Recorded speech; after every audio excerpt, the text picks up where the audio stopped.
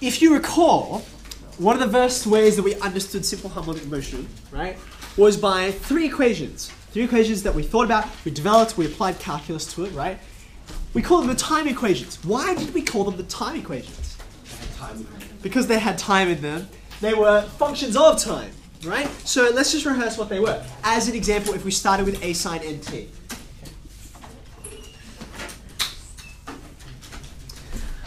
You differentiate once, right? Everything's still in terms of time. So you get x dot, or alternatively, you get v for velocity, okay? And what did we get in this case? Just an cos, right?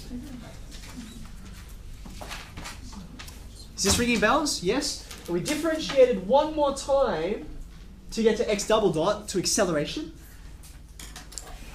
And then we noticed when you do chain rule and you make that cos flip back to a negative sign, right? You get this. Now we said, look, we don't need to think about time anymore once we have this statement, okay? Because we know what all of this is in terms of x, and that's where this important differential equation stuck out from, okay? This guy here, right? Now, we're going to push on this a little further. The idea of understanding motion and how a particle, an object is behaving and moving in terms of displacement. That's why this heading is functions of displacement, okay? Now, just a bit of a preface. What we're going to do is not just going to apply to simple harmonic motion. See this equation here, right? This equation is only true for simple harmonic motion, okay? But some of the things that we will look at will be general principles that apply because x, velocity, and acceleration, displacement, velocity, acceleration, are related to each other by calculus. So I want you to watch out. Sometimes I'll say to you, look at this, have a look at the maths of how we got this. This applies to all motion, not just simple harmonic. Whereas other parts of it, you'll look at the features and how we arrived at those conclusions and prove those results, and you say, look, this came from this, so it only applies to simple harmonic. One of the things that I've seen by teaching extension a few times is just how easy it is to confuse those, and people use simple harmonic equations, differential equations where it's not simple harmonic motion, and vice versa. Okay, so just as a heads up, be wary of that. So we have acceleration as a function of displacement already. We know how to do that. Okay.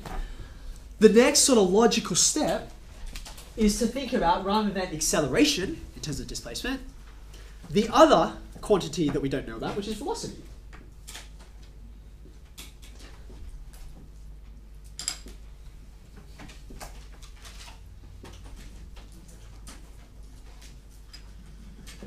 Okay, now, remember I said to you, some things here are going to be applicable to wider varieties of motion, not just simple harmonic, okay? So the example that I'm going to give you here to help you understand this is not going to be simple harmonic motion because then the maths of it is easier to understand, okay? And then we'll progress to simple harmonic a bit later on, okay? So I'm going to give you a situation, I'm going to pose a question to you, and then let's see what we can do with it, okay? So, suppose we have a particle, and its motion is governed by this equation. Okay, and it starts at the origin, wherever that is. Okay, now my question simply is, can we describe how this thing moves? Describe the motion is the way that Nature C question would say it. Okay, so in order to describe this, right, we want to know about the three things: displacement, velocity, and acceleration. But if you want to describe it, it's very hard to talk about it without reference to how time is passing, right? So this equation, velocity as a function of displacement, is timeless, right? It doesn't care about when things are happening, it cares about where they're happening. So I need to do something to it. I need to introduce time into here, right? Now,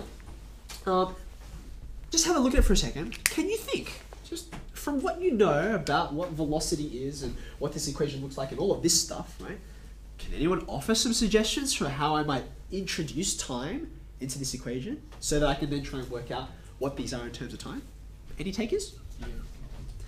Say it a bit louder, Elliot. dx dt. Okay, I was a bit sneaky, wasn't I? I said that this has no time in it, timeless equation. But it's not really a timeless equation, is it? Because what's v? What's it short for? What is velocity? It's the change in displacement over time, right? It's really a derivative, okay? So I can say, I'm going to go up here because I'm going to run out of space.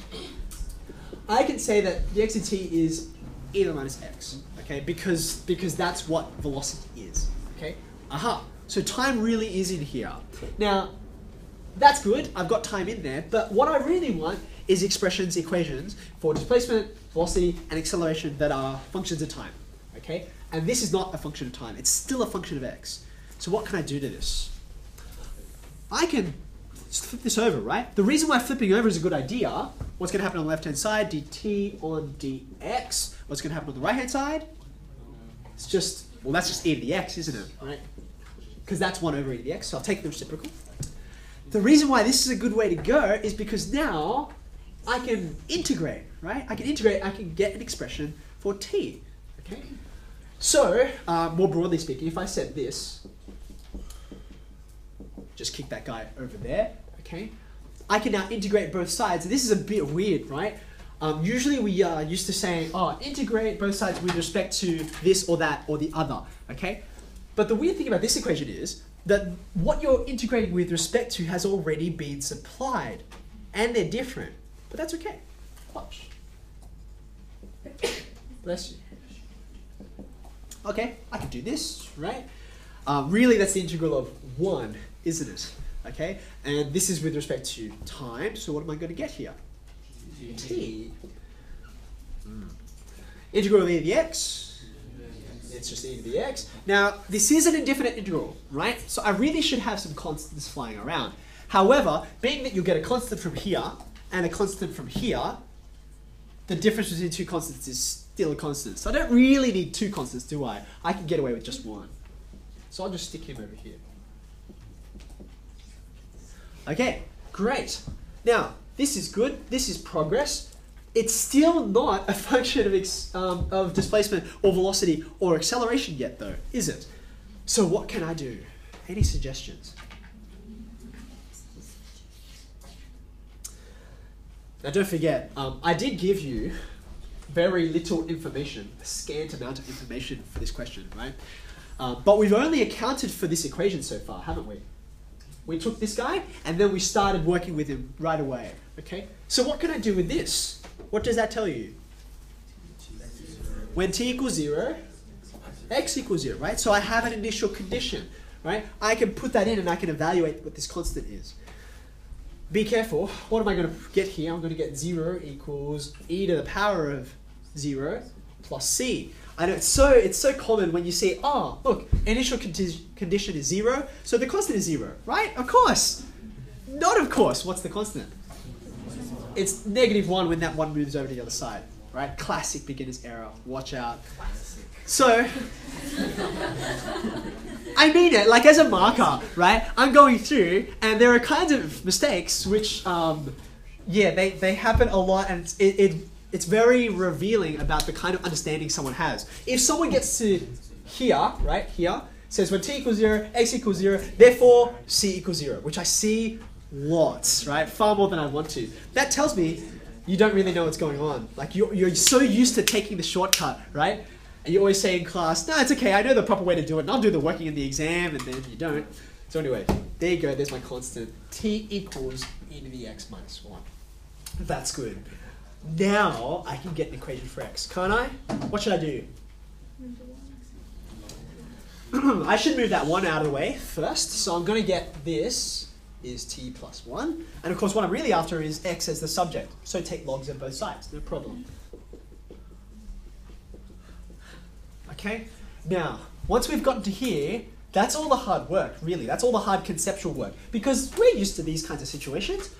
If I've got a displacement equation, the rest of it just falls out, and then I can describe the motion from there. Okay, so let's just quickly do it. X dot, of course, is going to be 1 over t equals 1. Good. There's my velocity, okay? And acceleration, this is t plus 1 to the power of -1, isn't it? So when you do chain rule, it's going to become -1 over t plus 1 squared, isn't it? That's t plus 1 to the -2. Cool. There you go. There's displacement, velocity, acceleration, and now all that's left is to turn it into words.